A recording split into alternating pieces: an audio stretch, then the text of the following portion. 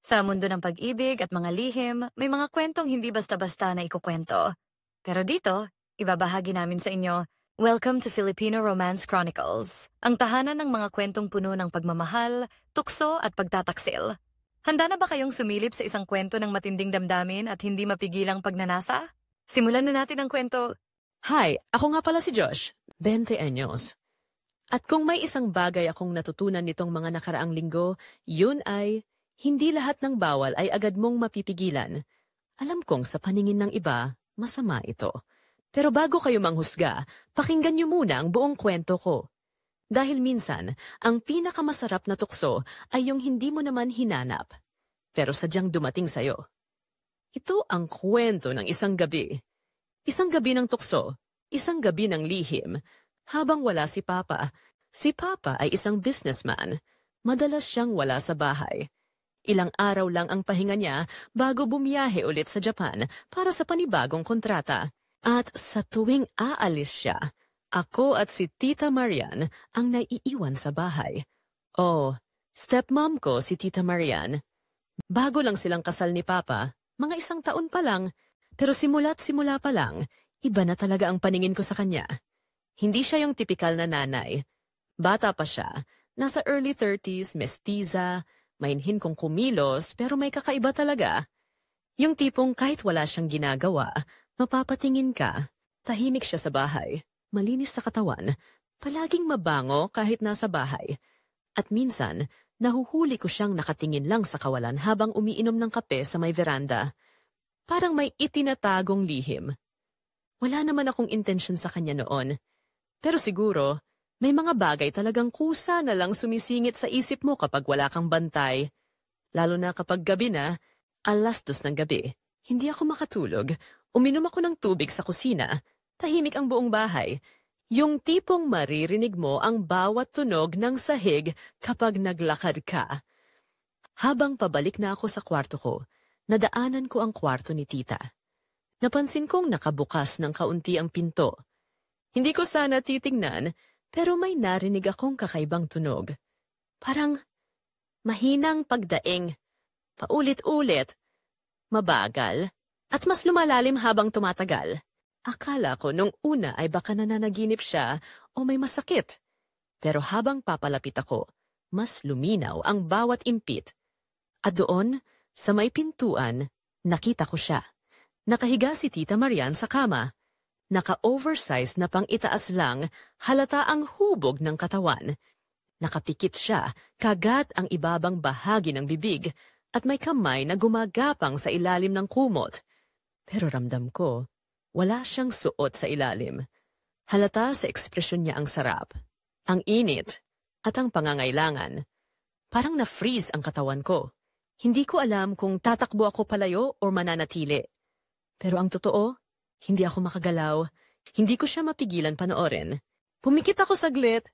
Baka sakaling mawala sa isip ko ang nakita ko. Pero hindi. Lalo lang naging malinaw ang imaheng yon sa utak ko. Ang pagliyad niya. Ang pagbuka ng kanyang mga hita.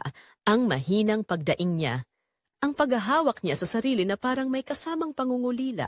At doon, sa dilim ng hallway, habang pinakikinggan ko ang bawat paghinga niya, hindi ko na kinaya.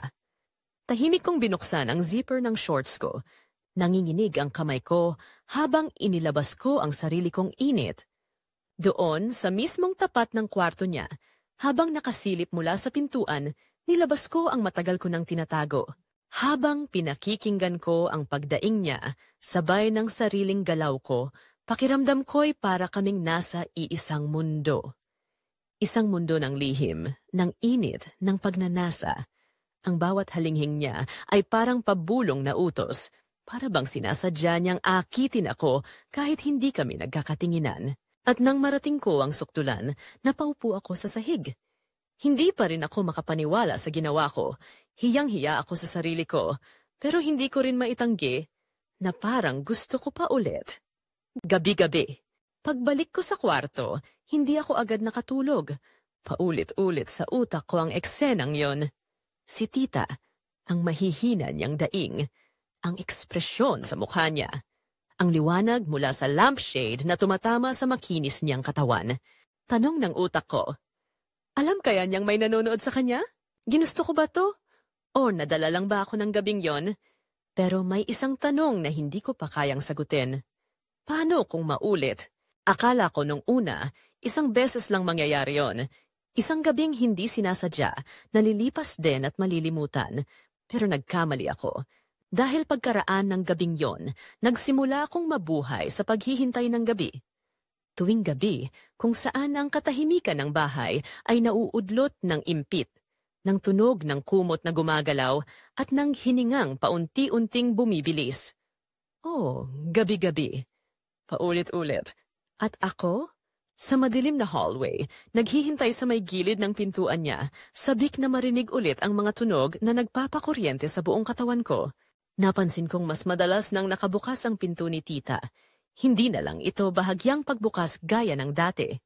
Ngayon, halos kalahati na ng kwarto niya ang nakikita mula sa hallway. At hindi na rin siya tahimik, hindi na rin niya tinatakpan ang sarili. Naka-oversized shirt pa rin siya, pero bumabakat ang bawat galaw. Ang bawat pagliyad, ang paghaplos sa sarili, lahat ay mas lantad, mas hayag, parang sinasadya. May pagkakataong sinasabi niya ang pangalan niya, mahina, pasimple. Paulit-ulit habang nakapikit at nilalamon ang sarili niyang pagnanasa.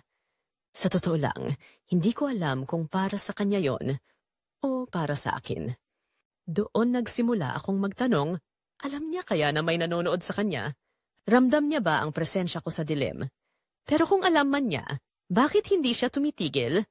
Bakit palalo siyang nagpapakita? Bakit parang tinutukso niya ako? Tuwing madaling araw, habang nakaupo ako sa malamig na sahig ng hallway, nararamdaman kong mas lalong umiinit ang dugo ko. At habang ginagawa ko ulit ang kasalanan sa dilim, sa harap ng pinto niya, lagi kong tinatanong sa sarili ko, bakit ko pa ito ginagawa? Pero habang naririnig ko ang mga pagdaing niya, nawawala lahat ng tanong. Napapalitan ng sarap, ng panginginig, ng panibagong pagbitaw. Sa umaga, hindi kami nag-uusap tungkol dito. Wala talaga. Parang walang nangyayari. Nagkakape siya sa veranda, nanonood ng TV. Minsan, naglalakad sa sala suot ang maikling duster.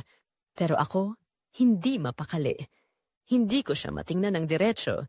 May halo akong hiya. Guilt, lalo na kapag nagsasalita siya sa tono ng isang nanay. Pero sa likod ng bawat salita niya, iba ang naririnig ko. Bawat tingin niya, bawat hakbang niya, lahat may dalang paalala ng gabi. Ng kanyang daing, ng kanyang paggalaw sa dilim. Sa loob-loob ko, gusto kong tumigil. Gusto kong itigil ang pagsilip. Pero tuwing papalapit ang gabi, para akong sinasapian. Parang may humihila sa akin pabalik sa pintuan niya. Lumipas ang ilang araw, naging parang ritual na ang lahat. Kakain kami ng hapunan, maghuhugas ako ng pinggan, tapos maghihiwalay na ng kwarto. At habang lumalalim ang gabi, gigisingin ako ng tunog ng kama niya.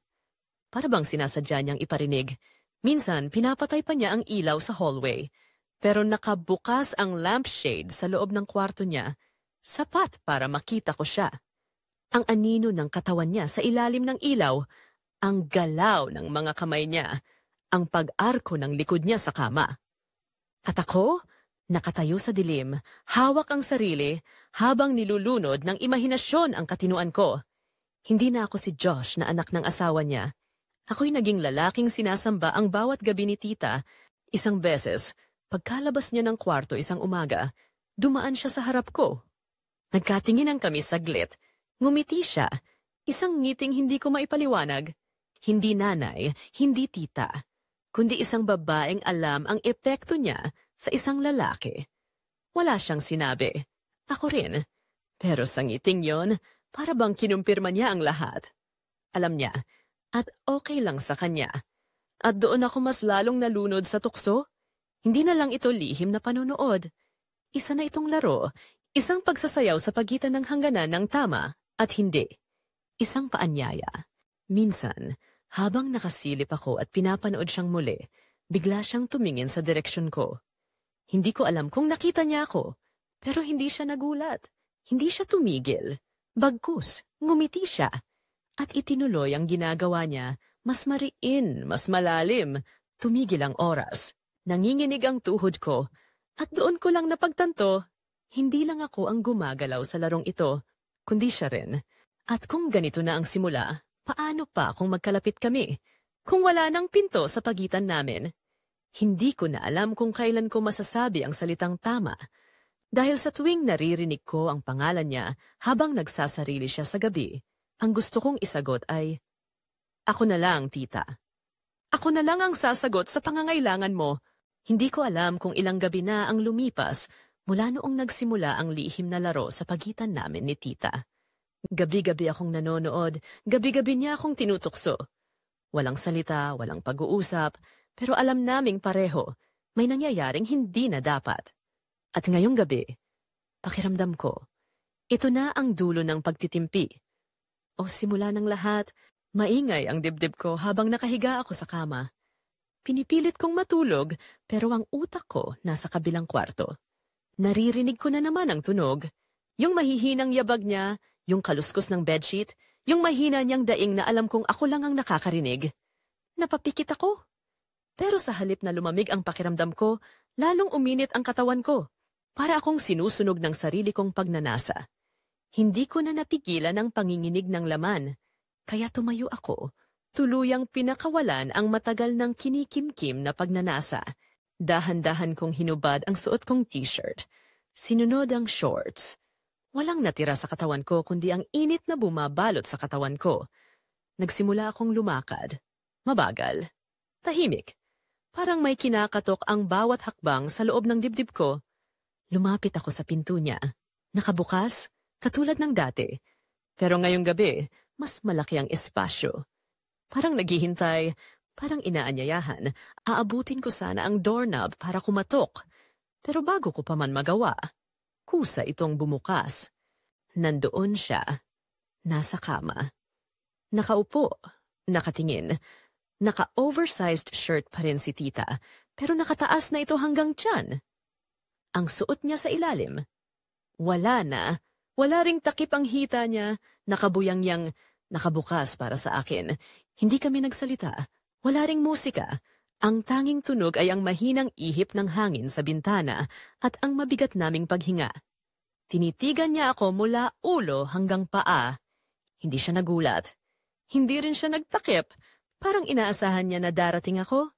At ako, para akong tinanggalan ng kaluluwa.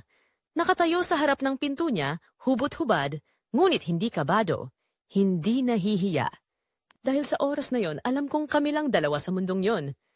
Wala nang tama o masama. Wala nang tita o stepson. Ang natira lang ay init na matagal nang kinukulong. Dahan-dahan niyang inilayo ang mga hita niya. Dahan-dahan.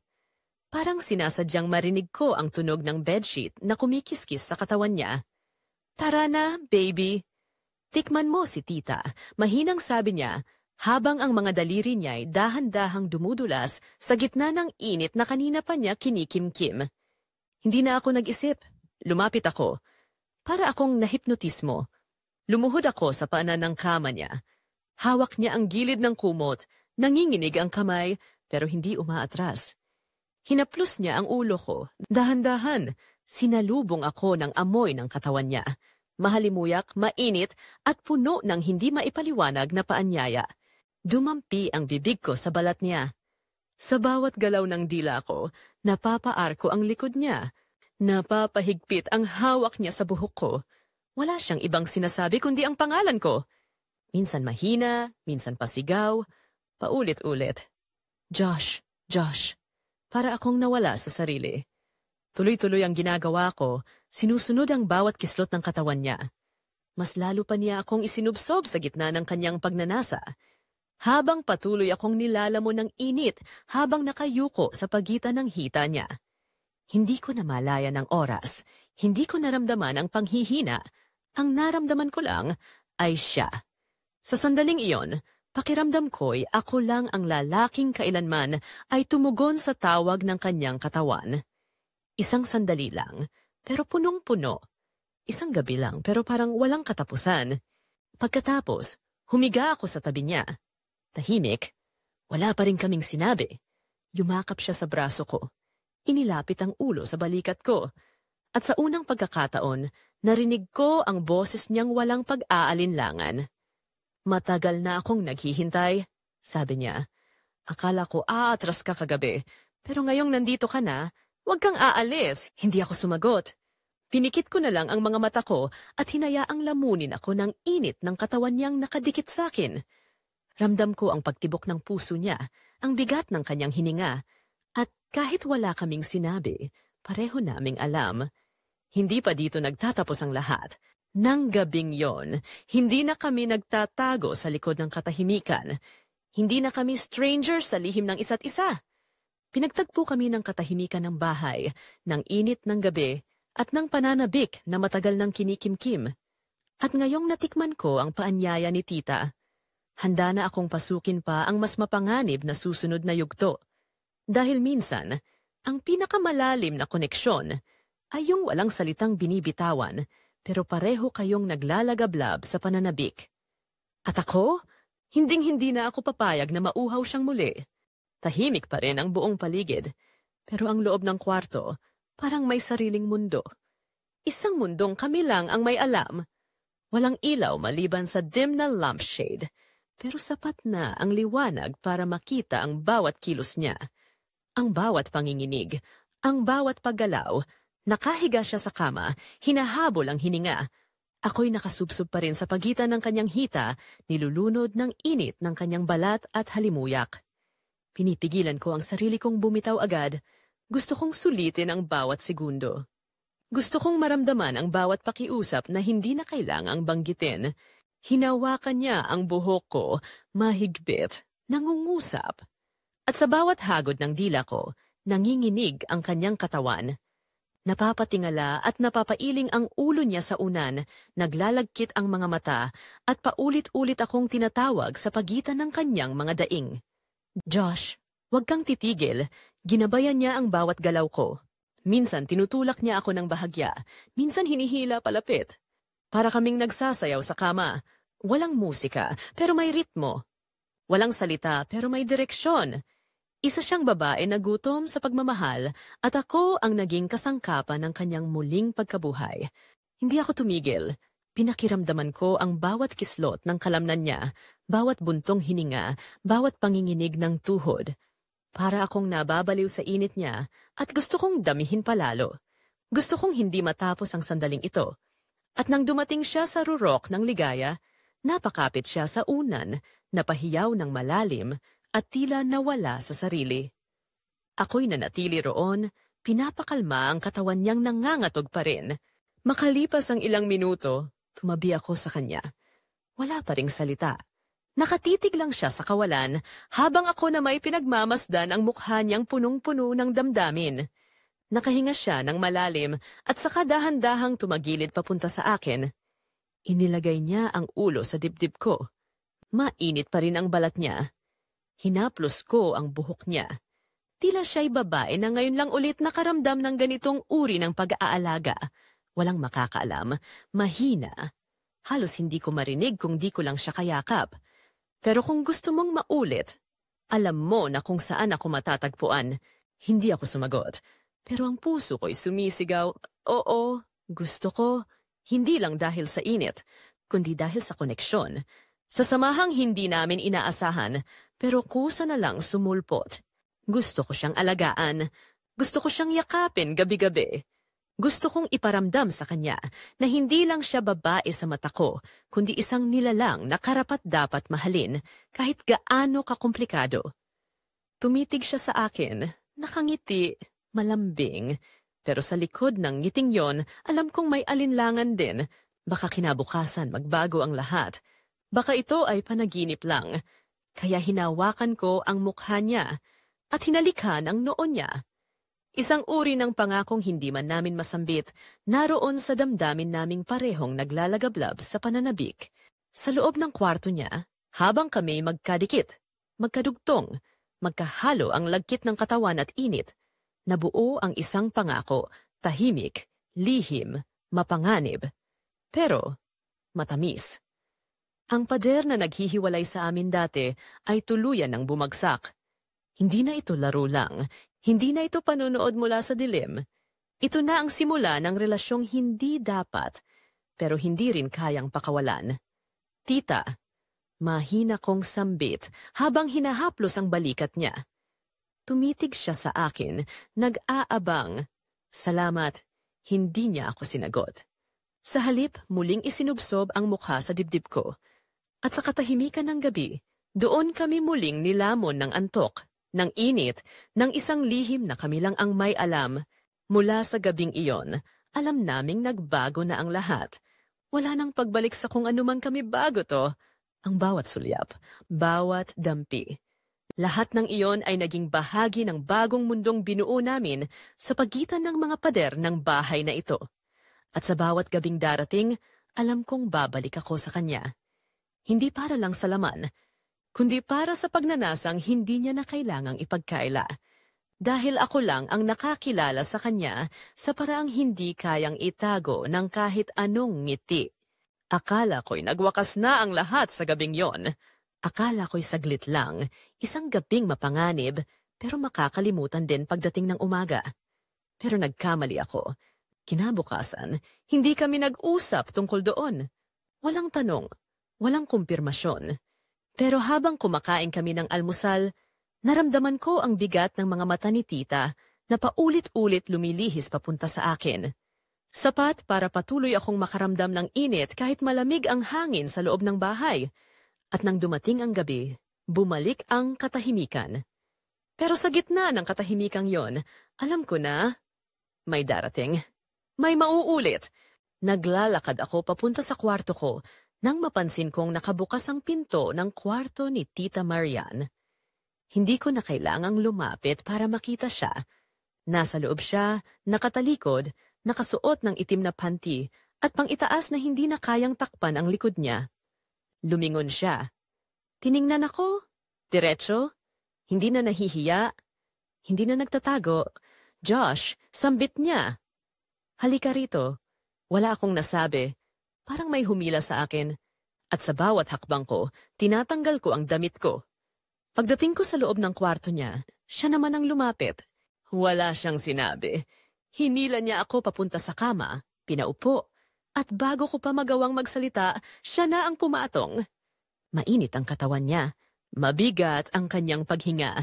Hinawakan niya ang mukha ko at dahan-dahang idinampi ang kanyang bibig sa noo ko, sa ilong, sa gilid ng tenga ko, na parang sinisindihan ang bawat bahagi ng katawan ko. Hinawakan ko ang bewang niya, pero pinigilan niya ako. Ako muna, mahinang sabi niya. At nagsimula siyang gumalaw. Mabagal, parang sayaw na puno ng mapanuksong galaw. Ang bawat galaw niya ay may dalang pahiwatig, parang sinasabing siya na ngayon ang may hawak ng sandali. Ang kamay nanginginig. Ang hangin sa kwarto ay mainit at mabigat. Ang bawat paghinga niya, bawat pagdaing, bawat mahinang tinig na may halong pagnanasa, ay parang musika sa tenga ko. Hinawakan niya ang kamay ko at dinala ito sa kanyang dibdib.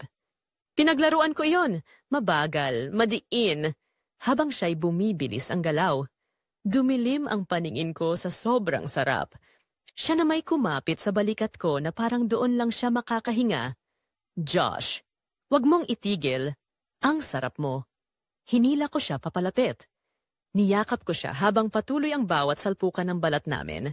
At nang dumating ang sandaling pareho kaming nawala sa sarili, sumigaw siya sa sarap habang ako'y napakapit sa bedsheet.